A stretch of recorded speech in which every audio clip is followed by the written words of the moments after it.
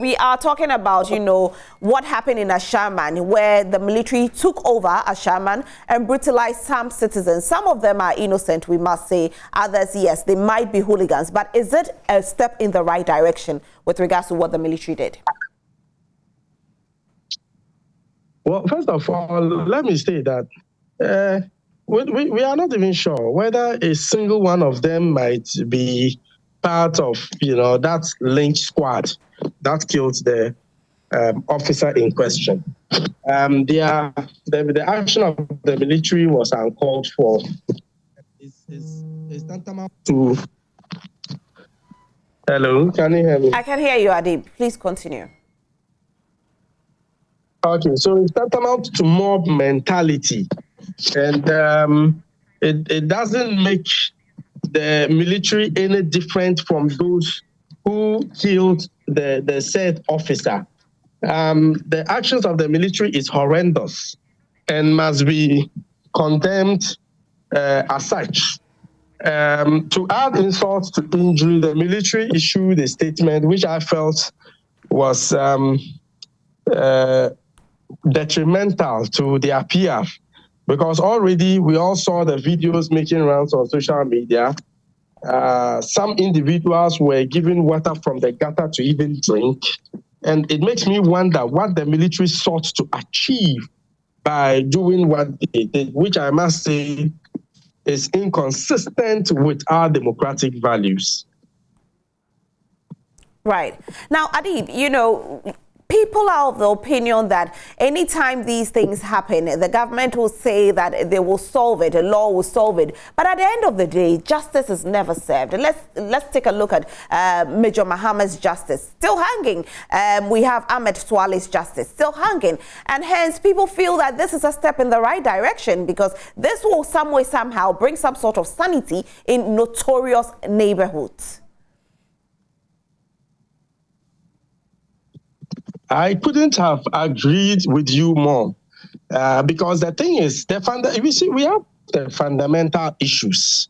And one of the main fundamental issues is the criminal justice system. I don't think it has helped in stemming the tide of such behavior in our communities.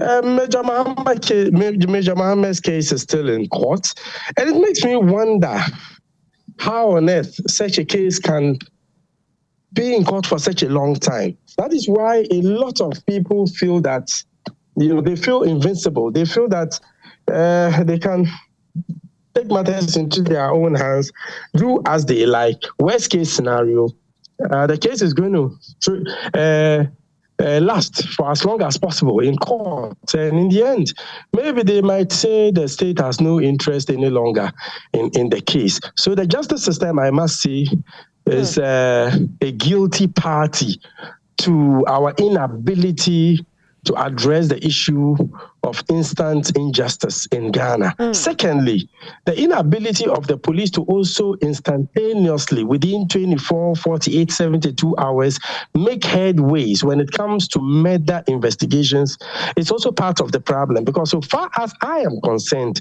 it was 3 days after the murder that the military decided to take matters into their own hands, possibly because they didn't trust the police to do that.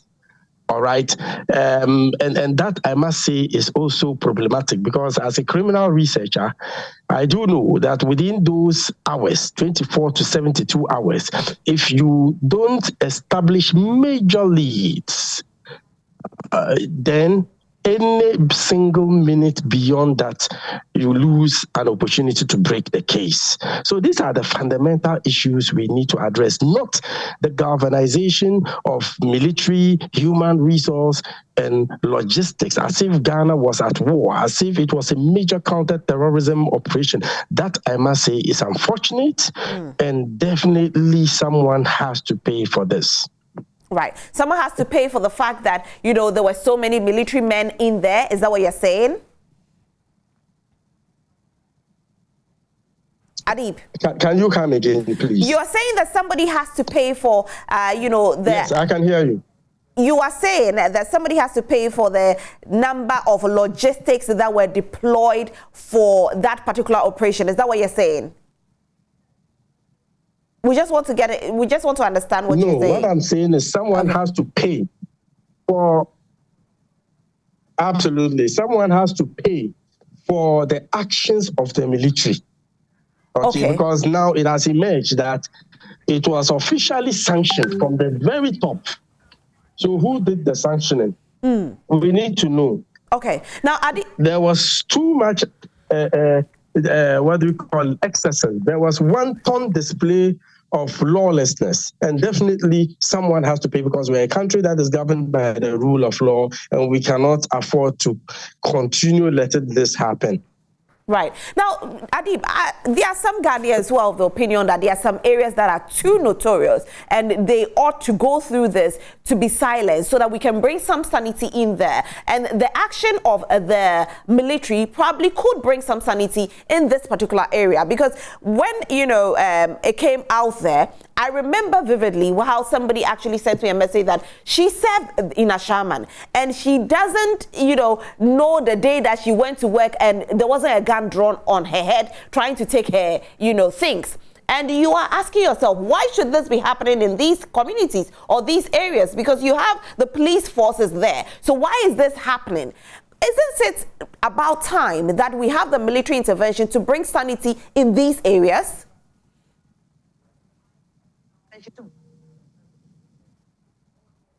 Adib? Well, there are criminals everywhere. There are criminals everywhere. But we agree that some areas are worse, right? We agree that some areas are worse. Because whenever you mention Ashaiman, again, let me even take us back to just around December or November. There was the Beam concert where my colleague who went to cover the story was actually held at gunpoint and they took her phone. It happens, and it can happen anywhere. But the thing is, usually these perpetrators, when they perpetrate their crime, they are quick to leave the area. All right. However, you cannot afford to punish everybody because of the actions of a few, because you can't tell me everybody at Ashaiman is criminal. Do you get me? And, domestic law, international law, group punishment is illegal. It's unacceptable. It's unpardonable. All right. And it makes me also shudder to wonder whether what the military did would in any way stem crime in the area. It is not scientific.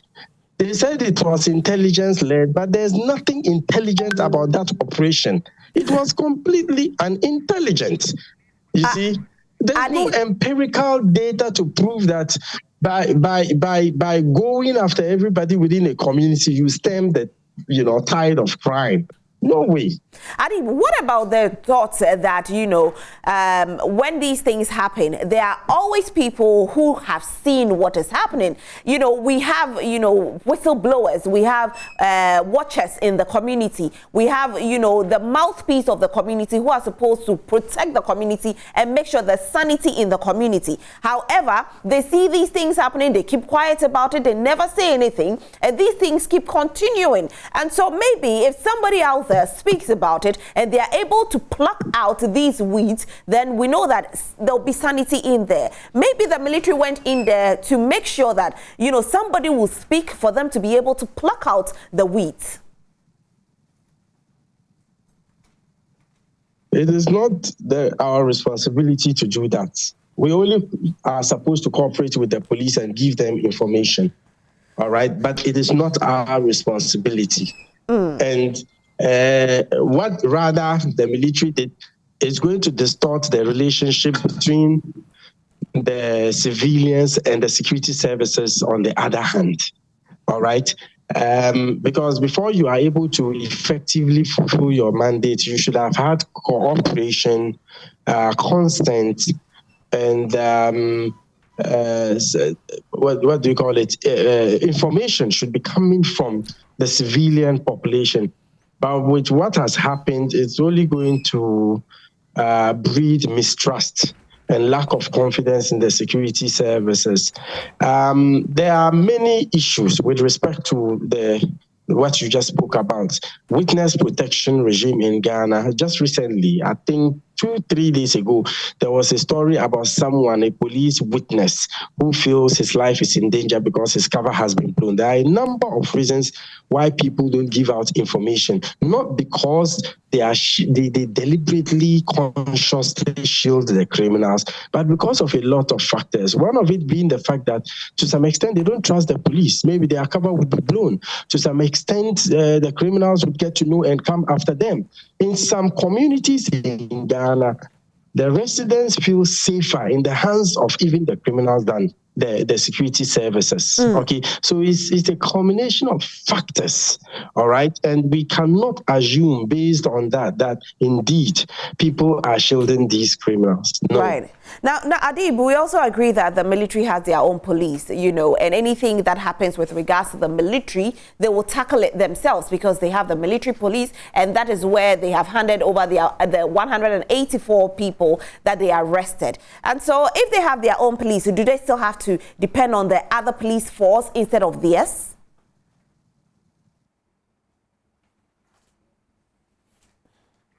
Okay, so the military police is the police of the military. Yes. Okay, is the pips of the military. And they are supposed to look into issues of complaints against personnel, personnel who engage in activities that is unethical or against the values or the rules of the military, all right? But I have issues with, for example, police investigating police or military investigating military. I think SHRAG should take this up. They should investigate to establish whether really rights were violated. And if it happens, so we have to take appropriate steps.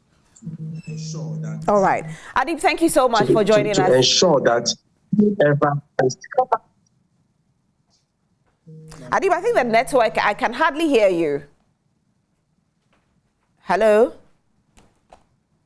Okay, Adib, I'll have to just say thank you for being able to join us. Unfortunately, I know the weather hasn't been the best, and so the network is not that stable. But thank you for joining us this morning. We are very grateful. Hopefully, we'll get to speak with KMJ as he's in Ashaiman to hear what the residents of Ashaiman have to say with regards to the brutalization that took place 2 days ago. Yesterday night, when I spoke to a few military men, I heard that they've retrieved their men. However, I don't know yet if the things that they were looking for, the items they were looking for, have been found. But we'll definitely get to the bottom of this. This has been all with regards to Prime Inside.